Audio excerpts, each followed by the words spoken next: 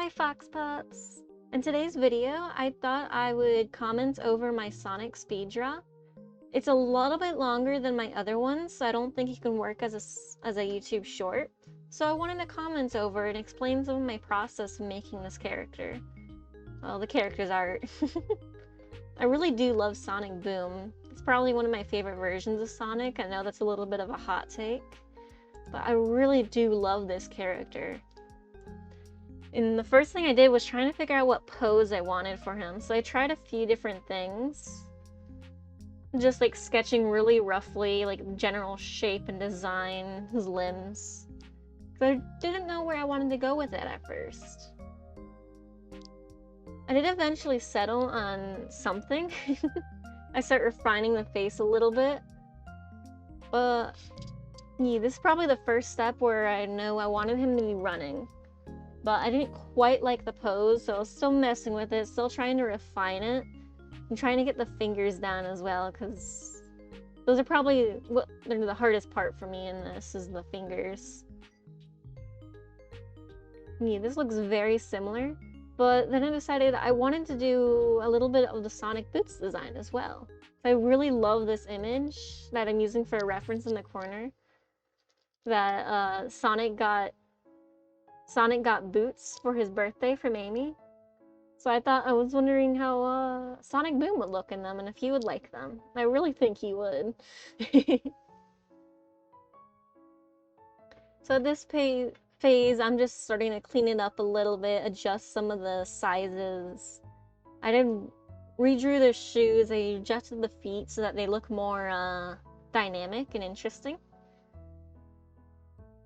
And here I did adjust the eye there, because I really wanted the eye to be more dynamic and feel kind of like...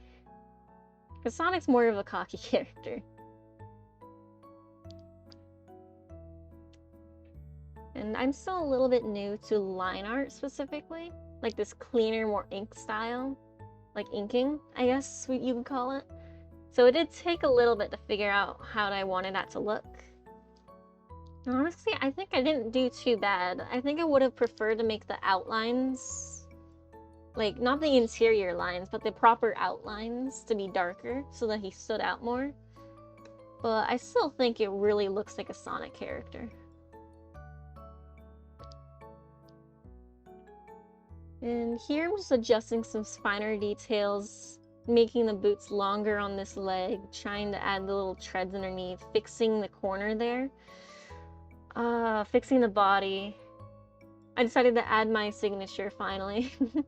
I don't really like to wait till the last second to add my signature, because I do share my in-betweens and my work in progress on my Ko-fi, if you were interested in seeing those. So a lot of that, I just put my signature there to be safe, even though they are paying members.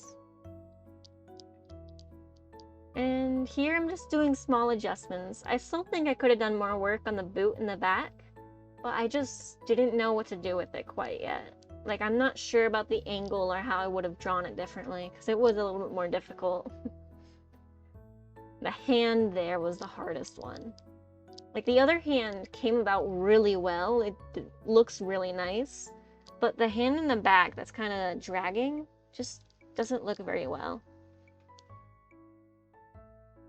I eventually did settle on something that looked vaguely okay, and did some size adjustments. I kept looking at my own hand, trying to figure it out, but I can't really see my hand from that angle.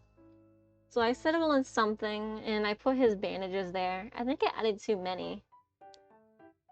And I put the bandages inside the boot as well, because I think Boom Sonic has that obsession. I think he wouldn't change that. And for areas that are white, I tend to use a brighter color to fill it out so that I know what I'm doing with it. It just makes it a lot easier. I had to redo the shading because I did it on the wrong layer, and I wanted to make sure I was able to freely adjust it.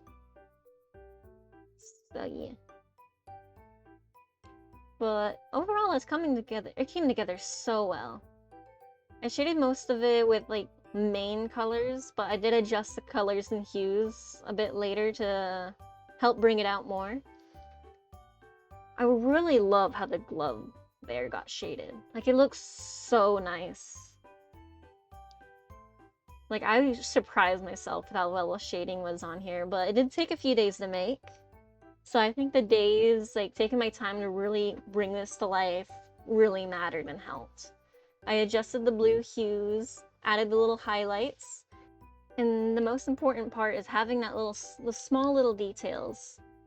Like, it really brought it out, and that box in the background definitely helped a little bit, because I wasn't sure how I wanted to go about the background, and I didn't want to bog it down, because people were expecting it. So I didn't want to take too long, because I spent so long on the character itself, and this is what the piece was meant for. Well, I do hope I can work on some more, like, background-centric designs in the future, because I really do like working on backgrounds. I think they're really great and fun. I have a hard time with them. I don't really see backgrounds as well. I have trouble thinking about them. It's just something about backgrounds. I have poor depth perception.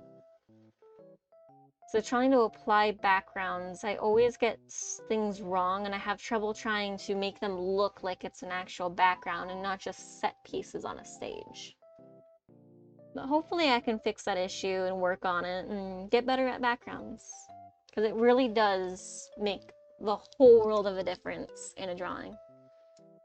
I hope you guys liked the video, and if you did, please leave a like and subscribe, and check out some of my socials down below, like my Ko-fi and Twitter. I do post a lot of my artwork onto Discord. All of my artwork I post first to my Ko-fi members on Discord in the private chats. Then I post them to the general Discord. And then I post them to Twitter and other socials, and even just public servers I'm in. So if you guys want to see them first, I highly recommend going to my Discord, or even just becoming a Ko-fi member, because that helps so much. Thank you guys for watching the video, and I hope you guys have a really great day. Bye-bye! You're my friend now. We're having soft tacos later.